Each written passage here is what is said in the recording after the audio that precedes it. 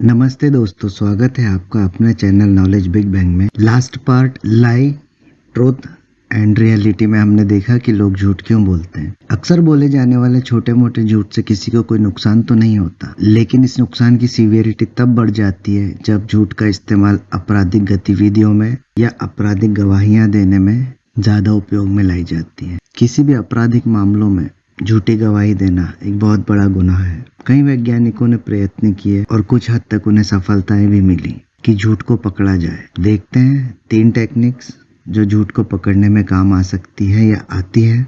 लेकिन finally human body एक ऐसी मशीन है कि उसके द्वारा बोले जाने वाले झूठ को पकड़ना बहुत ही मुश्किल है और वो 100% वेरीफाइड कभी नहीं होता। आपने अक्सर सुना होगा इस गवाह का या इस अपराधी का नार्को टेस्ट हुआ, पॉलीग्राफ टेस्ट हुआ, लाई डिटेक्टर टेस्ट हुआ। तो इसी को आज एक्सप्लोर करते हैं।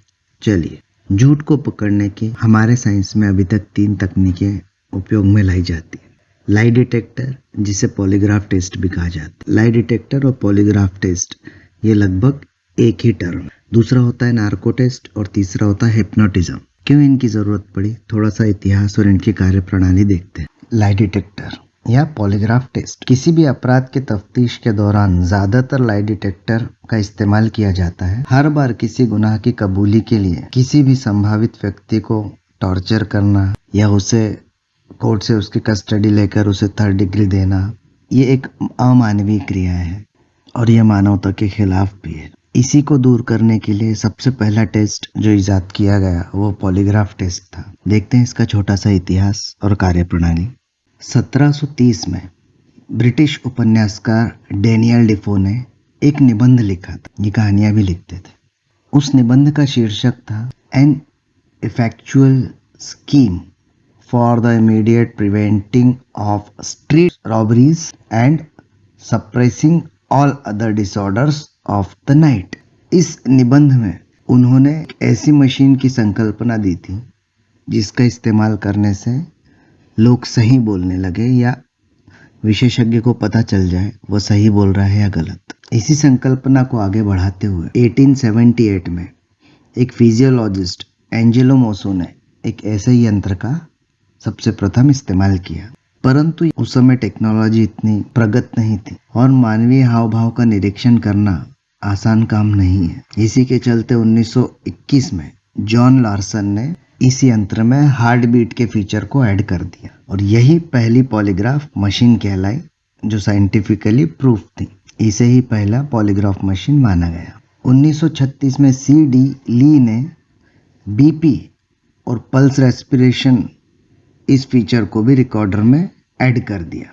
1945 में सबसे एक्यूरेट लाई डिटेक्टर मशीन बनाने का दावा ई रेड ने किया। इनके हिसाब से ये सबसे परफेक्ट लाई डिटेक्टिंग मशीन थी जो बता सकती थी लोग सही बोल रहे हैं या झूठ। इस यंत्र का इतना इस्तेमाल हुआ और ये इतना फेमस हुआ कि कई टीवी शोज, कई टीवी सीरियल्स, कई टॉक शोज में इस यंत्र को बेस रखकर कई एपिसोड बनाए गए जो कि काफी फेमस भी हुए। भारत में पॉलीग्राफ टेस्ट का प्रयोग करने से पहले कोर्ट की अनुमति लेना आवश्यक है। लाई डिटेक्टर मशीन में कई सेंसर्स लगे होते हैं। अब हम लाई डिटेक्टर की कार्यप्रणाली देखते हैं।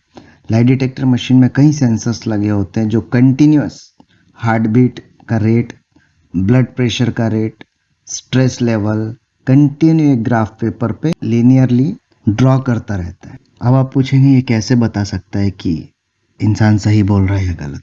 तो एक मानवीय स्वभाव है, शारीरिक प्रक्रिया है। जब भी हम नॉर्मल बात करते हैं या सही बात करते हैं तो हमारा बीपी, हार्ट बीट और स्ट्रेस लेवल फिक्स होता है, ज़्यादा वेरी नहीं करता। लेकिन जब भी हम झूठ बोलते हैं जानबूझकर तो हमारा BP, pulse rate, stress level very होने लगता है या चेंज होने लगता है, क्योंकि आपका दिमाग जानता है आप झूठ बोल रहे हैं तो कुछ ना कुछ शारीरिक बदलाव वो करता है जो बीपी और पल्स रेट के रूप में देखे जाते हैं। किसी भी अपराधी से शुरुआत में साधारण प्रश्न जिसका जवाब अपराधी सही ही देगा ऐसे पूछे जाते हैं, जैसे कि आपका नाम, डेट ऑफ बर्थ, और तीनों फैक्टर्स को ग्राफ पे ये लाई डिटेक्टर ड्रॉ करता रहता है। ऐसे 2-3 प्रश्न पूछे जाने के बाद अचानक गुनाह से संबंधित एक गहरा प्रश्न पूछा जाता है। जब कंफर्ट लेवल से अचानक आपराधिक प्रश्न की ओर मुड़ा जाता है तो अपराधी का अचानक से ग्राफ चेंज होने लगता है बीपी और पल्स रेट का, जिससे यह समझा जा सकता है कि वह अब झूठ बोल रहा है। साधारणतः पॉलीग्राफ टेस्ट में 10 से 11 प्रश्न पूछे जाते हैं, जिनमें से झूठ बोलने की जरूरत ना हो ऐसे पूछे जा सकते हैं, और उनके बीच में कुछ आपराधिक संबंधी 4 या 5 प्रश्न डाल दिए जाते हैं, जिससे कि अगर अपराधी झूठ बोल रहा हो तो वो पकड़ में आ जाता है। अब प्रश्न ये उठता है कि क्या लाई डिटेक्टर की रिपोर्ट्स 100% सही होती है? नॉर्मली लाई डिटेक्टर की रिपोर्ट 60 से 80% तक सही होती है। आजकल कई देशों की कोर्ट्स ने लाई डिटेक्टर टेस्ट की रिपोर्ट्स को एविडेंस मानने से बैन कर दिया है, क्योंकि 100% हर बार सही नहीं होती। इसका मेन कारण यह है कि कई पेशेवर अपराधियों ने लाई डिटेक्टर मशीन को चकमा देना सीख लिया है। गवाही देने से पहले वो इसकी तैयारी ऑलरेडी कर चुके होते हैं, और आपराधिक प्रश्न पूछे जाने पर भी वो नॉर्मल ही रिएक्ट करते हैं, जिनसे कि बीपी और पल्स रेट उनके कंट्रोल में रहते हैं और लाई डिटेक्टर मशीन उन्हें पकड़ नहीं पाती। ये तो ही अपराधियों की बात। और साधारण व्यक्ति तो जब पुलिस कस्टडी में जाता है तो इंटरोगेशन के नाम से ही उसका बीपी और पल्स रेट हाई हो जाता है। अगर झूठ को आप सही मानकर जवाब देते हैं तो लाई डिटेक्टर मशीन आपको नहीं पकड़ पाएगी। यूरोप में कई ऐसे केस हुए हैं लाई डिटेक्टर मशीन के यूज को लेकर कि अपराधियों ने लाई डिटेक्टर मशीन को फेल कर दिया और वो अपराध से मुक्त हो गए, और कुछ साधारण व्यक्ति जो डर के कारण लाई डिटेक्टर टेस्ट में हर बार फेल हुए, उन्हें सजा दी गई। इसलिए लाई डिटेक्टर मशीन को हाई कोर्ट ने सबूत के तौर पर अमान्य घोषित किया है, और भारत में भी इसे आप सबूत के रूप में पेश नहीं कर सकते। चलिए बढ़ते हैं दूसरे टेस्ट की ओर। यह है नार्को टेस्ट। नार्को मतलब ड्रग्स। यह एक मानवीय शरीर में रासायनिक प्रक्रिया है जो मनोवैज्ञानिक, जांच अधिकारी, फोरेंसिक अधिकारी और चिकित्सक इनकी उपस्थिति में किया जाता है। आप सही समझे कि शरीर में कुछ रसायन इंजेक्ट किए जाते हैं। जो रसायन शरीर में इंजेक्ट किया जाता है उसे ट्रुथ सीरम कहा जाता है।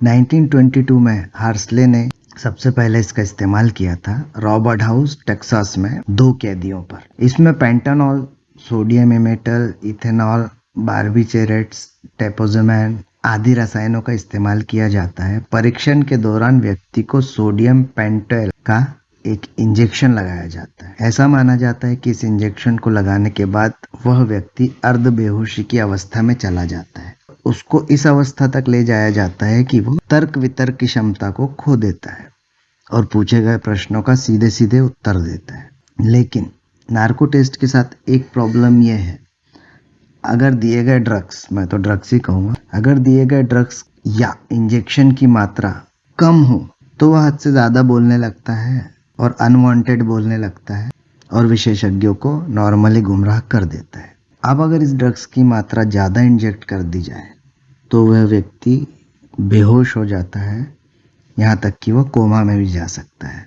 आरुषि हत्याकांड, तेलगी केस और निठारी जैसे बड़े केसों में हाई कोर्ट की अनुमति से कुछ अपराधियों पर नार्को टेस्ट किए गए। नार्को टेस्ट के रिजल्ट को कोर्ट में सबूत के तौर पर मान्यता प्राप्त नहीं है, किंतु इसे मुख्य सबूत के साथ जोड़कर सपोर्टिंग रोल में देखा जा सकता है और इसे दर्ज कराया जा सकता है, लेकिन इसे मेन सबूत नहीं माना जाता।